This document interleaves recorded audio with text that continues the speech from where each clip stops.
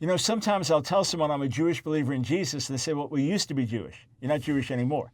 I said, no, I'm still Jewish. One of my friends, an Israeli friend, was asked, so what does it feel like to be a converted Jew? He said, I don't know, because it's not a sin to be a Jew. He said, I'm a converted sinner. So in the same way, if you're a man and you get saved, you're still a man.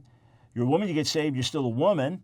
You get saved as a Jew, you're still a Jew. You get saved as a Gentile, you're still a Gentile. Now, here's what's important to understand. You may not practice Judaism the same way.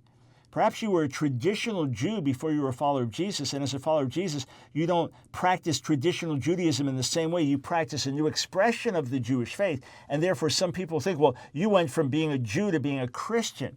But that is a false category, because a Christian is simply a follower of Jesus the Messiah, and you can be Jew or Gentile or male or female or young or old and be a follower of Jesus. Now, there's an interesting verse, 1 Corinthians chapter 10, verse 32, and there Paul says these words, give no offense to Jews or to Greeks or to the church of God.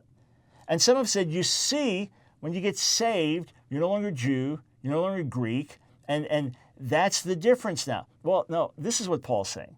He's talking to the two broad categories of humanity, all right? In the world, those you're dealing with. Don't give offense to Jews, all right? And in 1 Corinthians, he's dealing a lot with what Jews require, what Gentiles require. You know, Greeks want wisdom, Jews want a sign. He starts 1 Corinthians talking about that. So he's saying, Jews, Greeks, don't give them offense. Talking about the world as a whole, categorized how as Jew, Gentile, Jew, Greek, or the church of God, or the believers. He's not saying a believer is no longer a Jew or a Greek.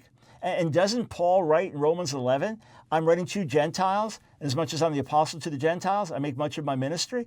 They didn't cease to be Gentiles as believers, but they ceased to be pagans. They ceased to be lost Gentiles. And Paul continues to identify himself as a Jew, as the seed of Benjamin, right? The seed of Israel, a Hebrew of the Hebrews. That's how he speaks of himself in 1 Corinthians, the 11th chapter. In the book of Acts, he even says, I'm a Pharisee. He's still identified with a particular Jewish sect of that day as a follower of Jesus the Messiah. So yes, of course, Jews who follow Jesus are still Jews.